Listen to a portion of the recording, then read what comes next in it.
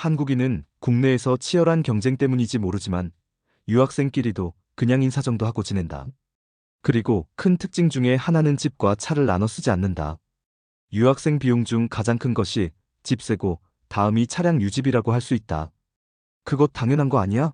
하지만 일부 대만 유학생들은 한 차에 5명씩 타고 다닌다. 중국 개방 이후 중국 본토 차이나에서 온 유학생도 있었지만 이들은 차가 아예 없다. 걸어 다니는지 버스 타고 다니는지 모르지만 학교를 다닌다. 또 다른 특징은 중국 대만 사람들은 소위 족보, 시험 기출 문제를 공유한다. 대학에서 시험을 본 경험이 있는 사람은 잘 알겠지만 기출 문제가 있는 것과 없는 것은 천지 차이이다.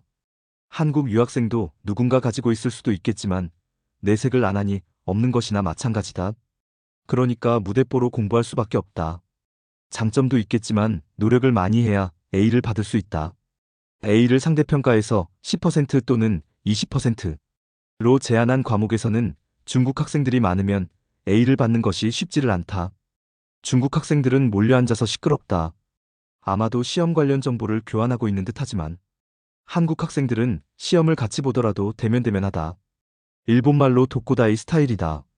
박사학위를 받고 성공적으로 미국 대학이나 연구소에 취직해도 한국 사람은 또 다른 한국인을 불러들이지 않는다. 역시 여기서도 도코다이로 서바이브한다. 중국 사람은 다른 것 같다. 1980년대에 중국 본토에서 온 유학생은 2,770명뿐이 안 되던 것이 1985년에는 13,980명으로 일본 유학생 수를 추월한다. 이때 중국 본토에서 유학 온 학생들은 천재 수준이다. 그 많은 인구에서 정부가 선발해서 보낸 학생이니까 능력이 탁월했다.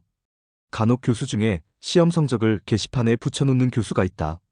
이때의 성적 점수를 보면 중국에서 온 유학생이 1등 자리를 차지하는 것을 보면 그것을 알 수 있다. 우리나라도 60년대 미국 유학은 극소수 특출한 사람들이 갔다. 그때 한국 사람을 겪어본 미국 사람들은 한국인이 모두 천재인 줄 착각하고 있다.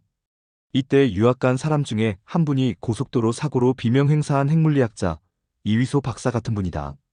박정희 대통령 시절 원자폭탄 개발을 계획하고 비밀리에 초빙하는 과정에 사고가 나서 이런저런 루머가 많았다. 이때 중국 본토에서 유학 온 능력 있는 학생들이 박사학위를 받은 후 중국에 돌아가지 않고 지금도 미국에서 대학, 연구소 등 요직을 점령하고 있다. 아마도 중국이 우주, 로봇, AI 등 빠르게 미국을 추월하고 있는 것도 이들의 숨은 힘이 있지 않나 생각한다.